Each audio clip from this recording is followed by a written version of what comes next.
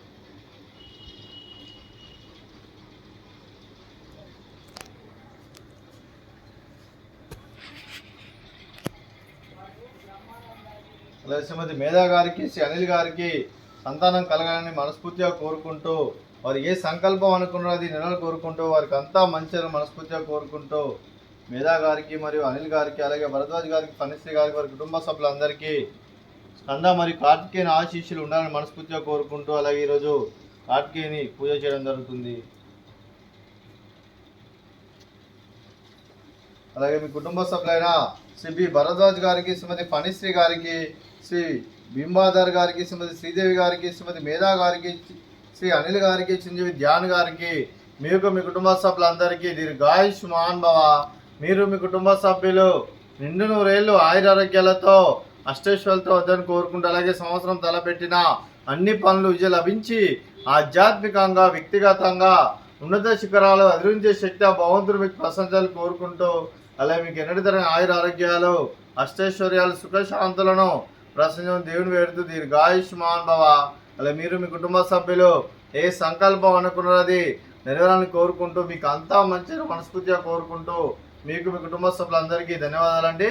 అలాగే శ్రీమతి ఫణిశ్రీ గారికి, శ్రీమతి శ్రీదేవి గారికి, శ్రీమతి మేధా గారికి దీర్ఘ సుమంగళి భవ. మీరు నిండు ముత్తైతనం చేసి ఎంతో మందికి ఆదర్శంగా నిలవాలని కోరుకుంటూ, ఆ లక్ష్మీదేవి ఆశీస్సులు, దుర్గాదేవి దీవెనలు మీకు ఎల్లప్పుడూ ఉండాలని కోరుకుంటూ దీర్ఘ సుమంగళి భవ.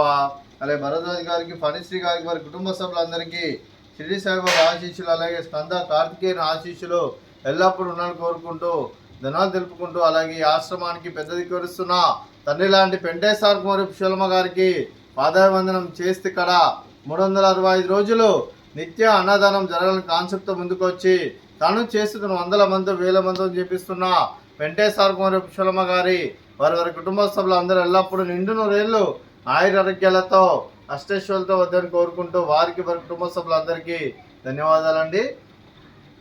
అలాగే ఈరోజు శ్రీ బి భరద్వాజ్ గారు, శ్రీమతి ఫణిశ్రీ గారు, మీరు మీ కుటుంబ సభ్యులు ఈరోజు అన్నదానం చేస్తున్నారు. మేము అన్నదానం స్వీకరిస్తున్న దాత సుఖీభవ. అలాగే ఈరోజు అన్నం చేస్తున్న వంటకాలు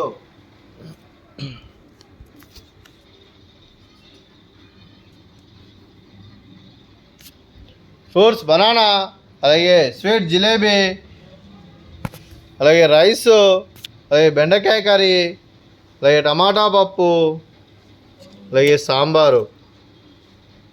అన్నదాత సుఖీ భవ, అన్నదాత సుఖీ భవ, అన్నదాత సుఖీ భవ, సుఖీ భవ సుఖీ భవ అన్నదాత సుఖీ భవ, సుఖీ భవ సుఖీ భవ. అన్నదాత సుఖీ భవ.